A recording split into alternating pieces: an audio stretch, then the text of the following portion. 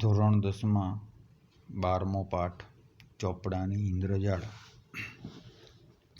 જેના લેખક છે ચંદ્રકાંત પંડ્યા, જે વલસાડના જિલ્લાના ધરમપુરમાં જેમનો જન્મ થયો હતો. આ ચંદ્રકાંત પંડ્યાએ આપણી સમક્ષ આજે એમની એક આત્મકથા ખંડમાંથી એક વાત રજૂ કરેલી છે કે શીર્ષક છે ચોપડાની ઇન્દ્રજાળ. હવે સૌપ્રથમ આપણે વિદ્યાર્થી મિત્રો આ શીર્ષકને સમજીએ. ચોપડાની ઇન્દ્રજાળ એટલે કે આ વાત એ લેખક એ રીતે રજૂ કરી છે કે પહેલાં કે આપણી આઝાદી નહોતી એ પહેલાં સાહુકારીનો લોકો ધંધો કરતા, એટલે કે ગરીબોને, ખેડૂતોને સાહુકાર લોકો વ્યાજ એ રૂપિયા આપતા, અને પછી એ પૈસા આપ્યા પછી એ ખેડૂત બિચારો આખું જીવન એ એના પૈસામાં એ પૂરું કરે તો પણ એનું દેવું પૂરું ન થાય. એમાં વ્યાજનું વ્યાજ ચડાવતા સાહુકારો એ એની આખું જીવન એની મજૂરીના પૈસા એ ભેગા કરી લેતા. તો આ જ વાત લેખકના પિતાશ્રી એ જ્યારે જીવલા નામના એક ખેડૂતને એ પૈસા આપેલા 300 રૂપિયા. જીવલો આખું જીવન દર વર્ષે એના ખેતરમાંથી જે પાક પાક્યો હોય આપી જાય, અનાજ આપી જાય, શાકભાજી આપી જાય, પણ ચોપડામાં કશું જમા ન થાય. અને એ 300 રૂપિયાના 1500 રૂપિયા કેવી રીતે થયા એ પણ લેખક વિચારતા હતા કે મારા પિતાજીના 300 રૂપિયાના 1500 જીવલાનું કેવી રીતે થયા એ પણ લેખક એ વિચારતા હતા. ત્યારે આ આત્મકથામાં જીવલાની જે સ્થિતિ છે, કરુણ સ્થિતિ, એની જે ગરીબાઈ છે, એ તમામ બાબતોનો એમને આત્મકથામાં રજૂઆત કરી છે. આ આત્મકથામાં લેખકે જીવલાના આદિવાસી જાતિનો ગરીબ ખેડૂત કે જેને અભણ છે, અજ્ઞાન છે, એ બિચારો મજૂરી કરે છે અને એ સાહુકારને કોઈ તકલીફ ન પડે, બિચારો જે કંઈ મળે, પૈસા ન મળે તો અનાજ પાણી બધું આપી જાય, પણ એ દેવામાંથી મુક્ત થઈ શકે તેમ નહોતો. તો આ ચોપડાની ઇન્દ્રજાળ છે. એ આત્મકથાનો આજે આપણે વિદ્યાર્થી મિત્રો અભ્યાસ કરવાના છીએ. હવે વિદ્યાર્થી મિત્રો, આ આત્મકથામાં લેખકે અહીં જે વાત કરી છે કે શરૂઆત પાઠની કે ત્યારે સાહુકારો ગરીબ અને અજ્ઞાન રાની પર જ ખેડૂતોના શોષણ કરતા. ઋણ રાહતનો ત્યારે કોઈ કાયદો નહોતો. તેમાં દેશી રાજ્યોમાં આવા શોષણખોરોને ઘી કેળા હતા. રાજા અમલદારો જુલ્મને ચઢી જાય એવી શરીફ ડાકુઓની એ લૂંટ ગરીબ પ્રજાના હાડ માંસને થવામાં જરાય અરેરાટી નહોતી અનુભવતી. કચડાયેલી પ્રજાનો કોઈ ધણીધોરી નહોતો. રાકડી ભોળી લંગોટિયા પ્રજા મૂંગા ઢોર કરતાં બદતર જીવન જીવતી. ઉજ્જડ જમીનમાં થોડું ઘણું પકવે, તેમાં રાજા અમલદાર ધકડું તલાટી ભૂવો સાહુકાર સૌનો લાગો એટલે સૌનો ભાગ. પ્રસંગે બધું કામ પડતું મૂકી બધાની વેઠ કરવા પાછો બંધાયેલો. ગુલામથી પણ બદતર જીવન જીવે. ઉજળા ભણેલા લોકો એ લાચારીનો લાભ ઉઠાવે. 17 નું ગણિત ગણનાર સાહુકારના ચોપડાની ઇન્દ્રજાળ એવી કે એની 7 પેઢી પણ ઋણમાંથી એટલે દેવામાંથી મુક્ત ન થઈ શકે. મારા પિતાજી સાહુકારી કરી પૈસા કમાવાનો કિમિયો કોઈ ભાઈબંધે બતાવેલો, એટલે લોભે ખેતી સાથે ધીરધારનો ધંધો પણ કરતા. પિતાજીને સાહુકાર કહીને સૌ બોલાવે. પિતાજીનું મૃત્યુ થયું. જમીન ગણો તે ખેડનાર કે તેની દેખભાળ કરનાર કોઈ રહ્યું નહીં, એટલે અમે મૂળ શેઠને સોંપી દીધી. હવે ગુજરાન એટલે કે જીવન ચલાવવા સાધન તરીકે એક દૂધણું એટલે કે ભેંસ જે દૂધ આપે એ અને પિતાજીની ઉઘરાણી 2 જ રહ્યા. વિધવા બાને માથે 2 નાના દીકરા, એક નાની દીકરી ઉપરાંત 3 પરણેલી બહેનોની વ્યવહાર સાચવવાની બધી જ જવાબદારી હતી. એક નાનું ખેતર બાપુજીને નામે હતું, બહુ ઉપજાઉ નહીં, ને નાની બહેનના લગ્ન વખતે આર્થિક સંકડાશને કારણે વેચી દેવું પડ્યું.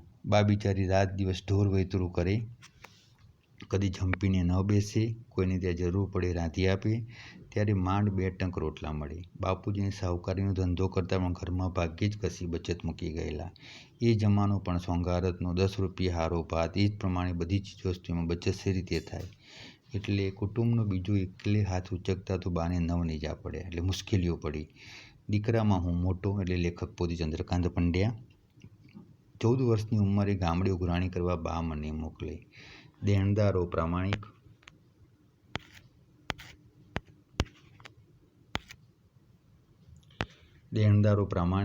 પણ ખેતીના વર્ષો એક પછી એક એવા ખરાબ આવે કે લેણદારોને રોકડ કશું આપી ન શકે. ક્યારેક થોડું પણ ઘણું આપે, એમાં અમારા કુટુંબને આપદા ન પડે, એટલે કે તકલીફ ન પડે એટલા ખાતર. પોતે પેટે પાટા બાંધી આછું પાતળું ખાઈને પણ જે મળે તે વ્યાજ પેટે ભરી જતા.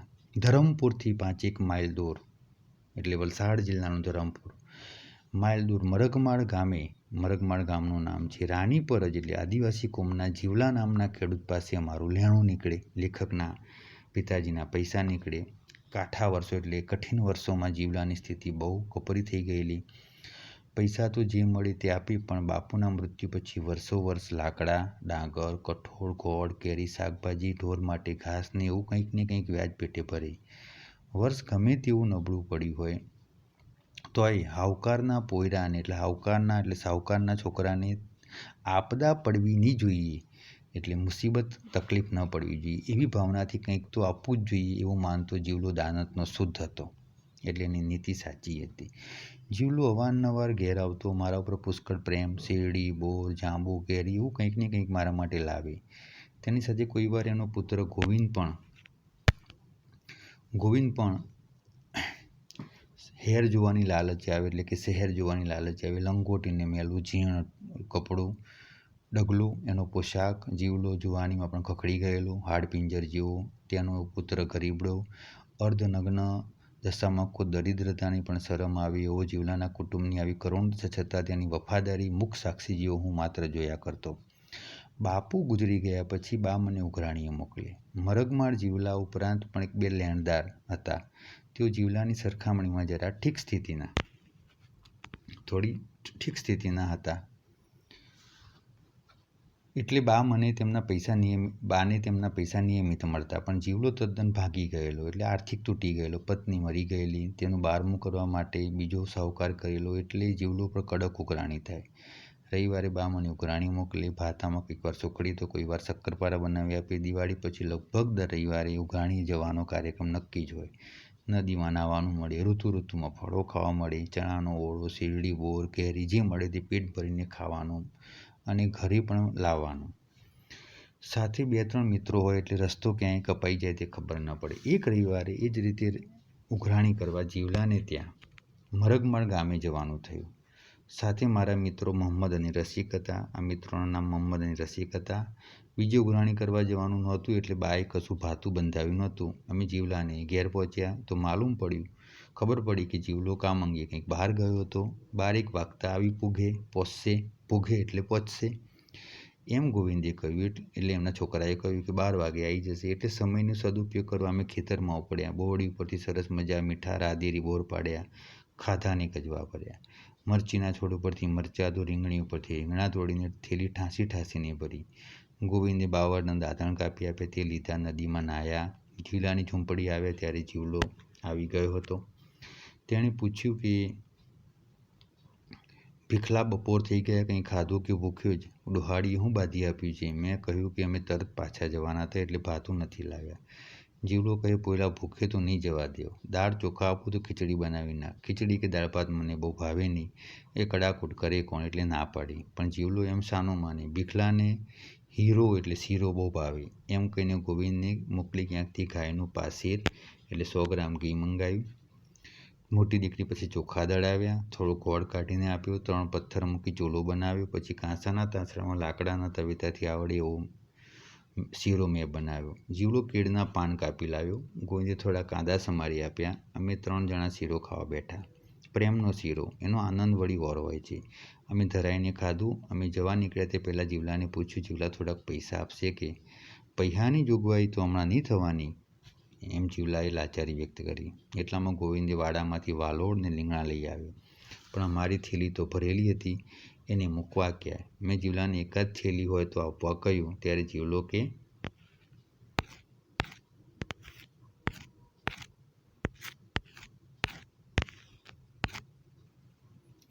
જીવલો કે બોડીની તાવડી કાકી કેવી? જ્યાં ત્યાંથી ફાટેલો કટકો શોધી આપ્યો, રીંગણા વાલોડ બાંધ્યા અને અમે ચાલી નીકળ્યા. તે રાતે મને મોડે સુધી ઊંઘ ના આવી. બોડીની તાવડી કાકી કેવી એટલે આ કહેવત છે કે એ અત્યંત ગરીબ હોવું, એટલે કે જેની પાસે જેનું ખાવાનું ન હોય તેની પાસે સાધન ક્યાંથી હોય. ત્યાંથી ફાટેલો કટકો શોધી આપ્યો, તેમાં રીંગણા વાલોડ બાંધ્યા અને અમે ચાલી નીકળ્યા. તે રાતે મને મોડે રાતે સુધી ઊંઘ ના આવી. જીવલાના જ વિચાર આવ્યા કે ક્યાંક એક બાજુ જીવલાનો પ્રેમ અને બીજી બાજુ તેની કારમી ગરીબાઈ યાદ આવ્યા. એનું વાક્ય બોડીની તાવડી કાકી કેવી ઘડી ઘડી યાદ આવ્યા કર્યું. રાત આખી અજંપામાં ગાળી. લેખક અજંપામાં જ રહ્યા. હું શોષણખોર છું, બોડી જેવી જીવલાની દુર્દશા કરનાર હું જ છું એવો ભાવ જાગ્યો. શીરો જમતા ત્યારે જીવલાની નાગોડિયાના પેટમાં ખાડા પડેલા નાના છોકરા કેવું ટીકી ટીકીને જોઈ રહ્યા હતા. તે દ્રશ્ય ખડું થયું. ભણવા ગણવાની રમવાની ઉંમરે કોઈ ગોવાડિયામાં જતો, કોઈ ખેતરમાં ચાર કાપતો, કોઈ બળતણ લાકડા કાપતો, કોઈ શેઠિયાને તે સાહુકારી પર વેટ કરતો, ત્યાં હું બીજો સાહુકાર બેઠો બેઠો શીરો ખાતો હતો. એના છોકરાનો મોનો કોળિયો મેં જ ઝૂંટવ્યો હોય એવું મને લાગ્યું. ને તે પણ ઓછું હોય તેમ 2 થેલીઓ ભરીને શાકભાજી લઈ આવ્યો. મારી જાત ઉપર મને તિરસ્કાર, નફરત થવા લાગી. સવારે બાને પૂછ્યું, બા જીવલાનું દેવું ક્યારે પૂરું થશે? એ બિચારો તો કેટલો ગરીબ છે, સી રીતે દેવું ભરી શકશે? બાએ કહ્યું, ફોકટ થોડું આપે છે, મૂળાના પત્રિકા જેવા રૂપિયા રોકડા કાઢીને આપ્યા છે. મારે ગળે વાત ઉતરી નહીં. વરસ દિવસ પછી જીવલો ફસલ લઈને આવ્યો હતો. ગાડું છોડી પછેડીમાં બાંધી લાવેલો નાગલીનો રોટલો રોટલે બેસીને ખાતો હતો. બાએ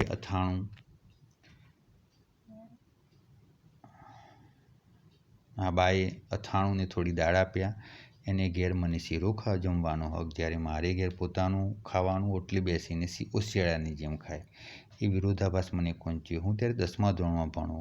બા પૈસા માટે તકાદો એટલે ઉઘરાણી કરતી. જીવલો ત્યાંનું દુઃખ રડતો. બા ગઈ એટલે મેં જીવલાને પૂછ્યું, બાપુજી તને કેટલા રૂપિયા ધીર્યા હતા, કેટલા આપ્યા હતા? જીવલાએ અતિશયોક્તિ વિના બધી વાત કરી. ખેતર વેચાતું લેવા તેણે બાપુ પાસેથી ₹300 વ્યાજે લીધેલા. 2-3 વર્ષમાં પૈસા વસૂલ કરશે એવી મને શ્રદ્ધા. પણ વરસ પછી એક ખરાબ આવ્યા. રોકડ બહુ નહોતો આપી શક્યો. મેં ચોપડામાં જોયું તો વ્યાજનું વ્યાજ ચડીને ₹1500 લેણાની કરતા હતા. બાપુના મૃત્યુ પછી હિસાબનું કામકાજ દાસકાકા કરી આપતા હતા. 3 વર્ષ પછી નવું ખાતું પાડવાનું હતું. આજે તેના પર અંગૂઠો પાડવા જીવલો આવ્યો હતો. વર્ષ ફસલ ભરી જાય, શાકભાજી લાકડા ઘાસ ગોળ આપી જાય, તે બધું મફતમાં. ચોપડે રોકડમાં રૂપિયા સિવાય કશું જમે જ ન થાય.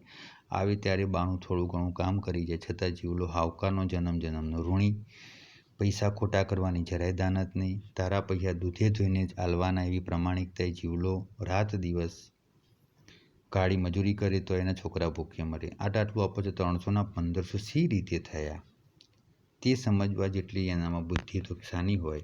સાહુકારનો ચોપડો જૂઠું થોડું વાંચે એવી એનો વિશ્વાસ. આવા શોષિત દરિદ્ર નાણાંની કરુણ દશા જોઈને મારું હૃદય દ્રવી ઉઠ્યું. મુદ્દલ કરતાં તો કેટલું વધારે આપી ચૂક્યો હતો, છતાં સાહુકારના રાતા ચોપડામાં દેવું 5 ગણું બોલતું હતું. આજે દાસકાકા ફરી હિસાબ કરશે ત્યારે તો ક્યાંય વધીને ઊભું રહેશે.